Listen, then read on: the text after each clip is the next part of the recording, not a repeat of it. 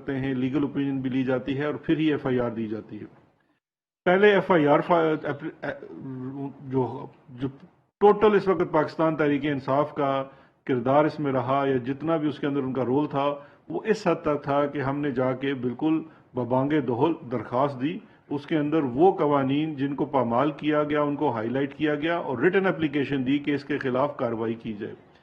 اس کے بعد ہر کسی کا کردار اور رول ختم ہو جاتا ہے اور گورنمنٹ آف سندھ 18ویں ترمیم کے بعد جو ہر طرح سے خود مختار ہے ان تمام معاملوں میں اسپیشلی کرمنل لا کے اندر، اس کا کردار شروع ہو جاتا ہے۔ اس کے بعد ہم نے دیکھا، صبح ہم بھی اٹھے تو ہمیں پتہ چلا کہ رات کو ایف آئی آر بھی درج ہو گئی اور اس کے بعد صبح سویرے صفدر ایوان کو گرفتار بھی کر لیا گیا۔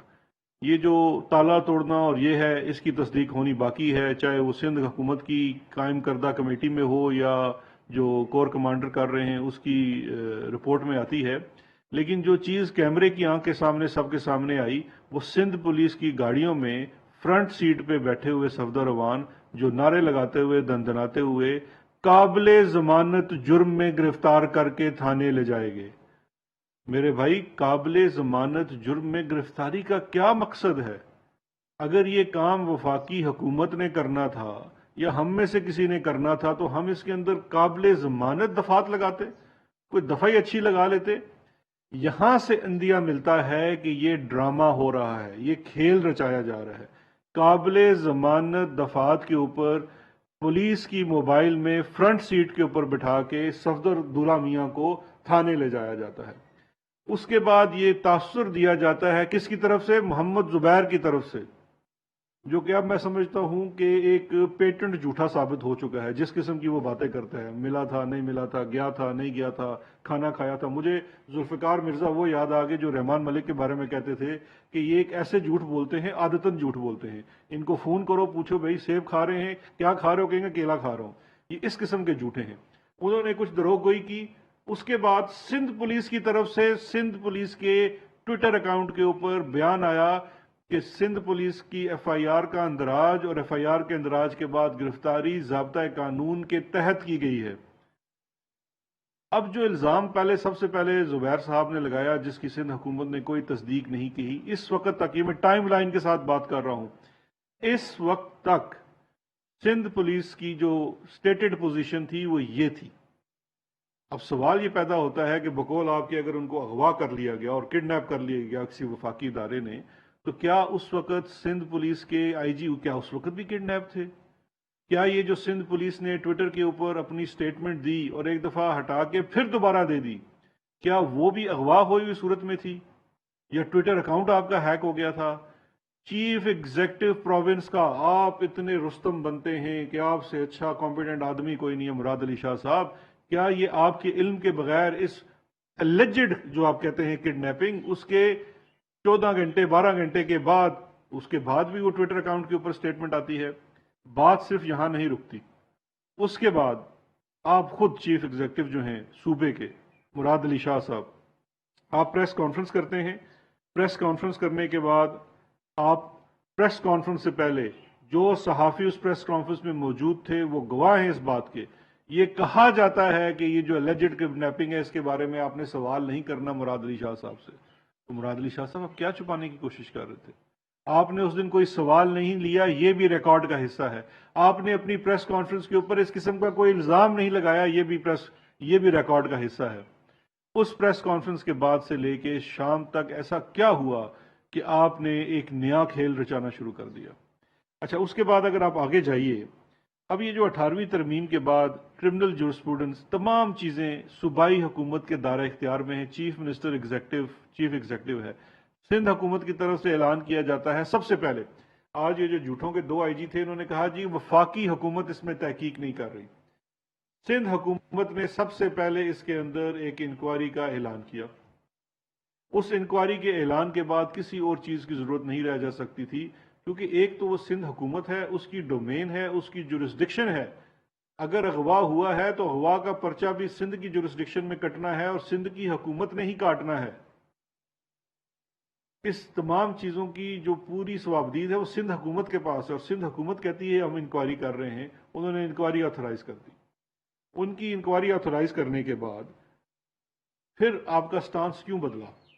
اس کے بعد بلاول ہاؤس میں ایسی کیا میٹنگز ہوئی کہ آپ نے اچانک پولیس کی طرف سے کچھ خطوط آنے شروع ہو گئے کہ جی ہم بڑے ڈیمورلائز ہو گئے، ہم یہ کہتے ہیں کہ یہ سندھ پولیس کا اپنا انٹرنل معاملہ ہے، لیکن سندھ پولیس کتنی مورلائزڈ ہے اور کتنی ڈیمورلائزڈ ہے یہ حقیقت بھی پوری قوم جانتی ہے کہ سندھ پولیس اپنے احکامات کہاں سے لیتی ہے، اور اس کا میں آج آپ کو ایک ثبوت بھی دکھاتا ہوں۔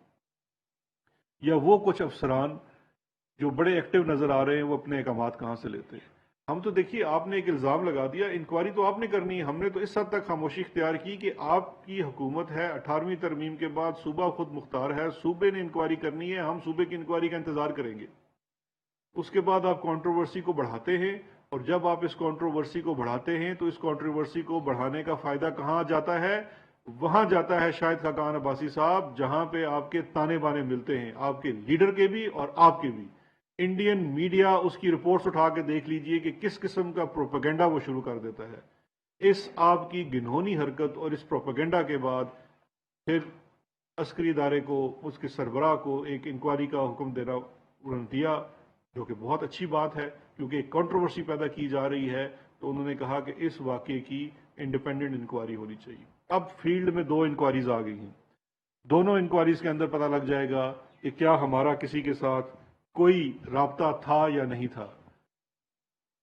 میں خود اس چیز کو دیکھتا رہا، ایک لمحے میں بھی نہ ہم نے چیف منسٹر سندھ سے بات کی فون پہ، نہ ہی کسی اور چیز سے۔ جو پراپر طریقہ ہے secretary interior to chief secretary and I G, ان سے ضرور پوچھا گیا جب یہ پولیس آفیسرز کی طرف سے کچھ لیٹرز آئے کہ وہ ڈی مورلائز ہو گئے ہیں اور چھٹی پہ جانا چاہتے ہیں۔ مجھے یہ سمجھ نہیں آئی کہ یہ ایسی کون سی ڈی مورلائزیشن ہے کہ 2 ہفتے کی چھٹی کے بعد یا 2 مہینے کی چھٹی کے بعد وہ مورلائزیشن ٹھیک ہو جائے گی؟